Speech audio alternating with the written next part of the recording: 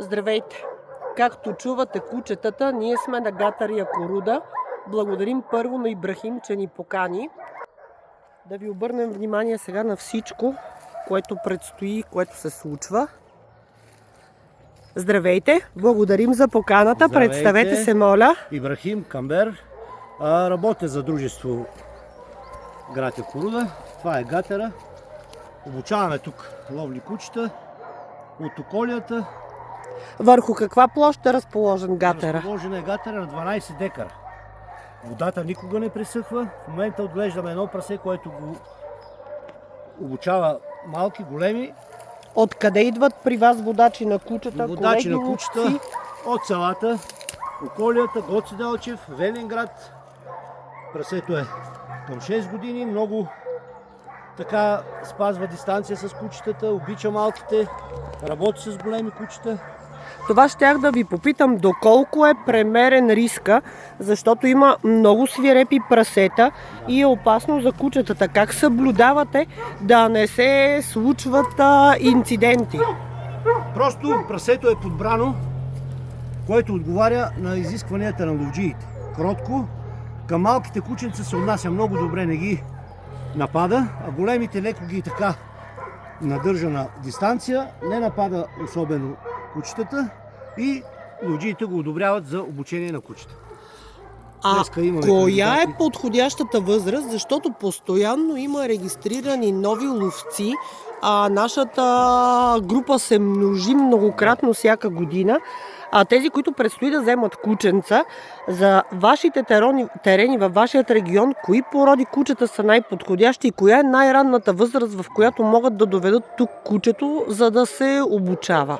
От 5 месеца е най-добре да се почне обучението на малките кучета. Предимно тук при нас имаме бараци, лудогорци. Сега ще ги заснемат, след това ще ги видите. И от всички породи, но най-преобладяват бараците и лудогорците за нашия терен. Не мога да не ви попитам, вие ловец ли сте? Разбира се, ловец съм от 5-6 В коя години. дружина сте? Моля? От коя дружина сте? Дружината на моя председател, който управлява това, казва се Хюсеин Торбев, който помогна също така за развитието на Гатера и с негов труд и околните така ловджии създадахме и развъдник, който е на Трещеник. Там имаме 10 майки, в 40 декара заграждение с река. На пролет имаме и малки прасета. Чудесно, живи и здрави, ние ще дойдем и него да го снимаме и да го покажем. А във вашето сдружение колко ловци има регистрирани горе-долу? 100 човека са, 6 групички има тук в околията. Имаме предостатъчно обучени ловци, които поддържат и Гатера, и за развъдника се грижат. Всичко е създадено от ловджиите. С техна помощ, с техна работа. Тук да чуят всички, които хулят ловците. Много е важно, това е голяма наука и да се знае, че ловеца не е убиец. Ловеца е този, който се грижи за гората и съблюдава популацията. Какво е вашето мнение в това отношение?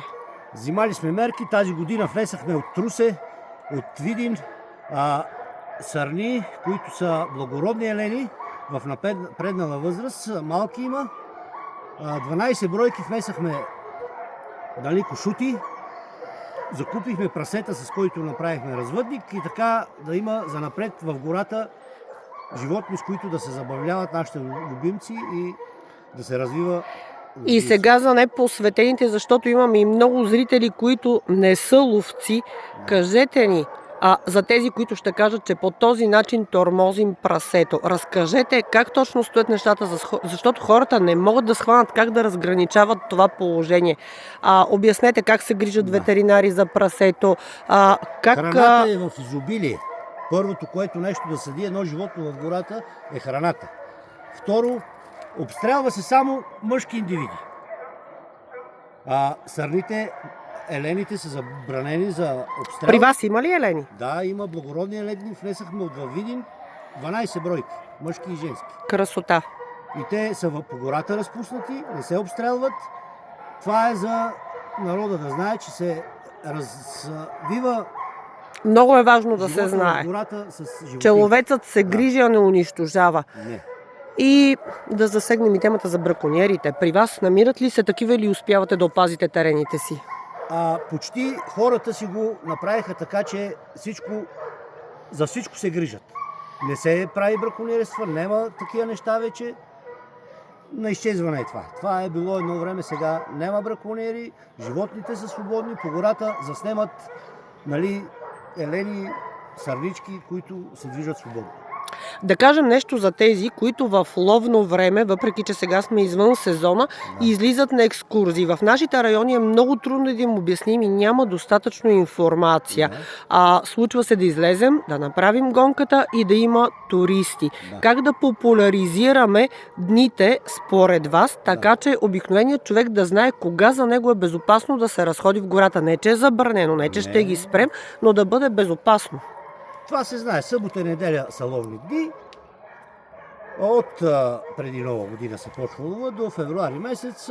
Събота и неделя се ловува и терените почти са избегнати от хората, които се разхождат в гората. Те ловуваме където е и да насочим внимание. Разбрах ви. Да, мисля, че и нашите зрители разбраха. Да кажете, как идват вашите клиенти вече тук в Гатера? Те по-скоро са другари, отколкото клиенти, въпреки че думата е архаична. Да, колеги ловци.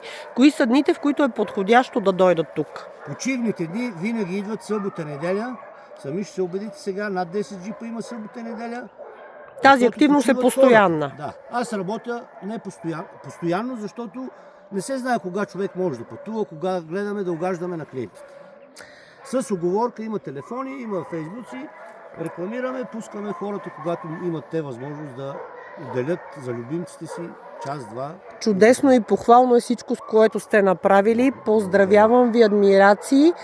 Сега ще направим още много видеа и с колегите ловци, да разкажат за самото протичане на лова, да ни разкажат за кучетата, за всичките си вълнения, и за веселбите, които се случват след самите ловове. И така. Наслука на всички колеги. Благодаря.